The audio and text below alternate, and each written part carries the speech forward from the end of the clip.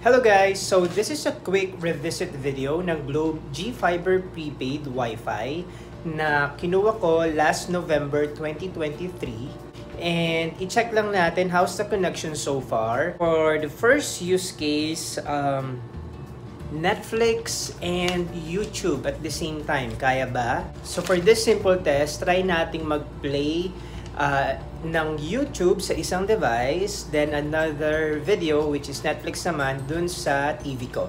Tignan natin kung kaya ba, nagba-buffer ba, or tuloy-tuloy naman yung pag-play.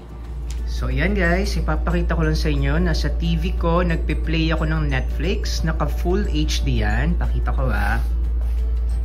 Ayan o, nakalagay 1080. Ibig sabihin naka full HD nagpe-play yan. As you can see, hindi naman siya nagbabuffer, dire-diretso lang siya. And at the same time, nagpe-play ako ng YouTube sa laptop ko. Yan. Naka 1080p din yan, or full HD yung pag-play ko dyan. And as you can see, dire-diretso yung pag-play. Walang buffer. Kahit dun sa TV ko, may kasabay na nagpe-play ng Netflix. Na-try ko din yung nanonood ako ng either Netflix or YouTube video sa device ko. Then dun sa iPhone ko, kausap ko naman yung mom ko sa Messenger.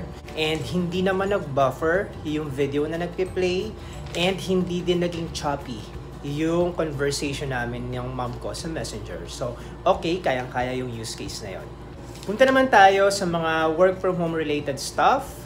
So sa first one, may nagtanong, kaya ba yung mag-remote access to the server, especially para sa mga naka-work from home na IT professionals. So I am an IT professional myself, and sometimes natatry kong mag-remote access sa isang server for work, and kayang-kaya naman, walang problema. Sometimes nga kailangan ko pang mag-VPN connection before ako mag-connect sa isang remote server, and nakaka-connect naman ng maayos, hindi na di-disconnect, very smooth naman. Sa MS Teams calls, wala ding problema.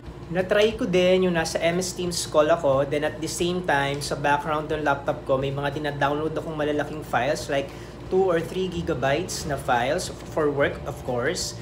So sabay siya nangyayari, call and pagda-download ng files, walang problema, tuloy-tuloy yung pag-download ng files. Yun namang MS Teams na call, hindi nagiging choppy, hindi nadidistract yung connection nung call ko sa MS Teams kahit may dina-download ako sa background.